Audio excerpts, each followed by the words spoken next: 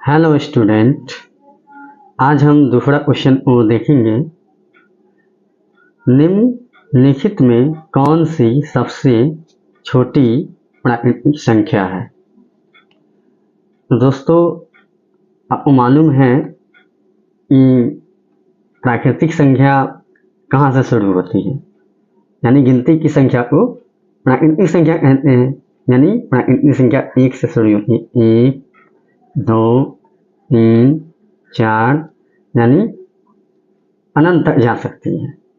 लेकिन इसमें पूछी है कि सबसे छोटी प्राकृतिक संख्या, यानी अगर एक से आगे बढ़ते जाएंगे तो बड़ा संख्या बनता जाएगा।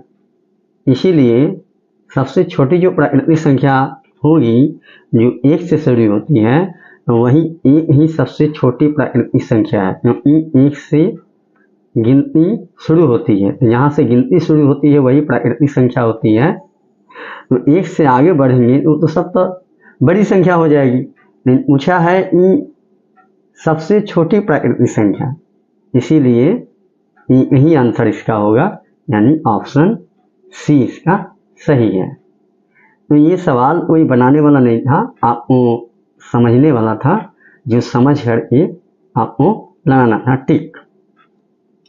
इसी तरह से दोस्तों दूसरा सवाल है, तीसरा जो क्वेश्चन है, संख्याएं 12, 15 एवं 21 का मासा होगा।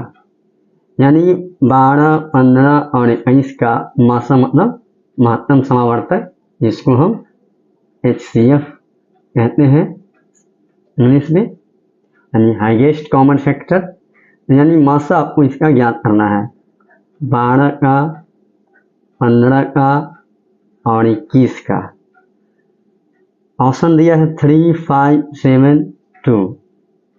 तो अगर मासा आपको कहा जाए क्वेश्चन में मासा मालूम करें या HCF लिखा रहे, तो आप देखिएगा चारों ऑप्शन में से ऐसा कौन संख्या है, बड़ा संख्या, जो तीनों को भाग कर सकते हैं, यानी तीनों में भाग लग जाएगा, 12 में, 15 में, 21 में। तो 3 से तो तीनों में भाग लग जाता है, तो 3 भी हो सकता है मासा।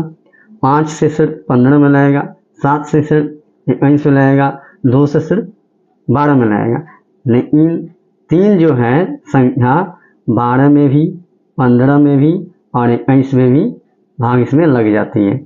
इसीलिए यह संख्या जो हो जाएगी, ये 3 मासा इसका होगा। डायरेक्ट इसका ये आंसर हो जाएगा, जो आप अपना ट्रिक से जान सकते हैं। जो संख्या दिया रहेगा उस संख्या का भाग अगर इन संख्या में लग गया है, या दो संख्या में लग गया है, तो वह मासा हो जाएगा। अन्यथा आपको निकालना पड़ेगा, ऐसे भी निकाल सकते हैं। सबको 100 रखिए, 2 से 6, 2 से 3, फिर यहाँ 3 से 5, फिर 3 से 21। अब नहीं रहेगा, लेकिन जो संख्या सभी में रहता है उसी संख्या को हम HCF में लिखते हैं। तो 2 इसमें है, इसमें नहीं है, इसमें नहीं है, 3 इसमें भी है, इसमें भी है, इसमें भी है, यानी 3 तो लिखा ही जाएगा। 7 न 12 में है, न 15 में, सिर्फ 21 में है। 5 जो है सिर्फ 15 में और इसी में नहीं है। लेकिन जो 3 है वो सभी संख्या के गुणनखंड में है।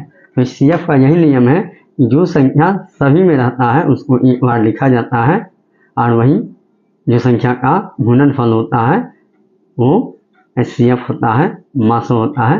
तो आप इस तरीक़ा से भी मासा ज्ञात कर सकते हैं। अन्यथा जो ऑप्शन दिया है उसमें आप भाग लगा के देखिए, जो संख्या दिया हुआ है क्वेश्चन में और लग गया, जो बड़ी संख्या है या कोई भी संख्या से लग गया, तो उसका मासा हो जाएगा। जय हिंद दोस्तों।